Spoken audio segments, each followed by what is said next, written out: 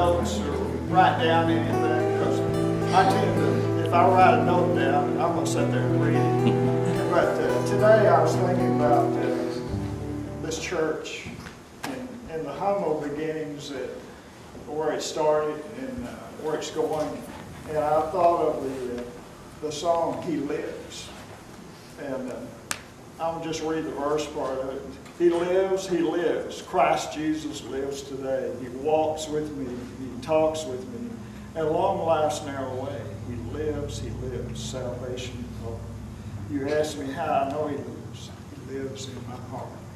You know, and I'm sitting here getting all broke up about it anyway. But I'm so excited about this church because Christ is alive. He is alive in this church. He is alive. His Spirit is growing daily.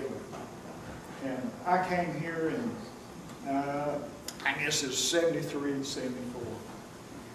And this church was kind of floating along here. And you know, we were pretty conservative, you might say. You know, we thought, well, we're going to grow, you know. Things going to change around.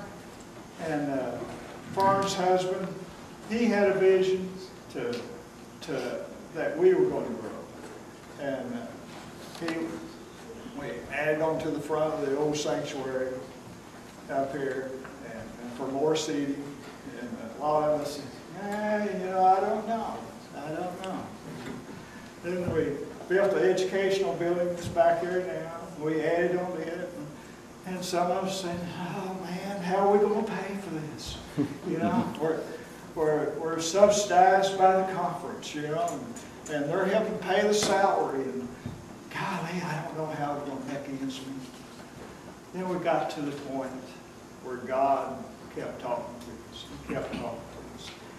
And he's telling us that, you know, just show a little bit of faith and we're going to grow. And he got us to the point where we said, we're either going to die or we're going to grow. And that's where we went out on the land. What I call the faith leap. And that's where we're at today. God is alive. He is working in each and every one that is here today. That's the reason you're here. It's exciting to me beyond compare. I'm not an eloquent speaker. I haven't the words to express what God is doing in each and every one of your lives. We are embarking on a time in history of this church where God is at work in each and every one of them. And He's wanting you to step forward. It's not up to the farms in this world or the gyms in this world to grow this church. You are the lifeblood of this church. You are this church. It's not the building. It's you, individually.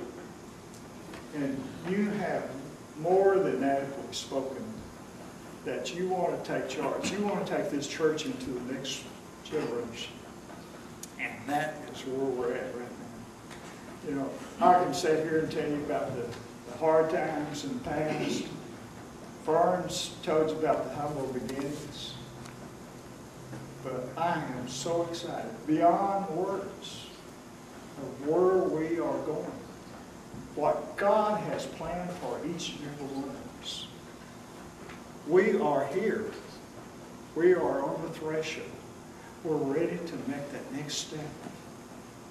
And we're going to have to step out on faith. Forget what we had to forget over 3 years ago. And say, God, it's in your hands. We are ready to go. You lead us, and we're going to go.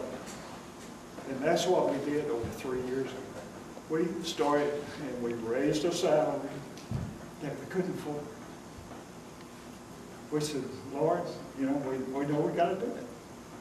We raised salary, we got a full-time ministry. Look where we're at today. We've got 2 services. We got music, but we still have places to go. We can't be satisfied where we're at now, because we're just beginning. Is that brief enough?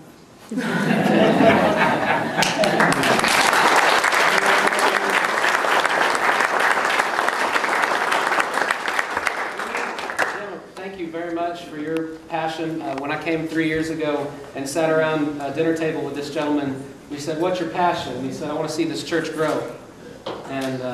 And it just kind of keeps confirming what we're doing here. So Jim, thank you for your faith. The faith of those that came before, that stood whenever there was 3 or 4, we build on that faith each day. We need to remember that the faith of our forefathers is for why we're here today. And they would not give up. So take that forward and say, hey, I'm not giving up. God's got a plan. He lives. Amen. Amen. Thank you.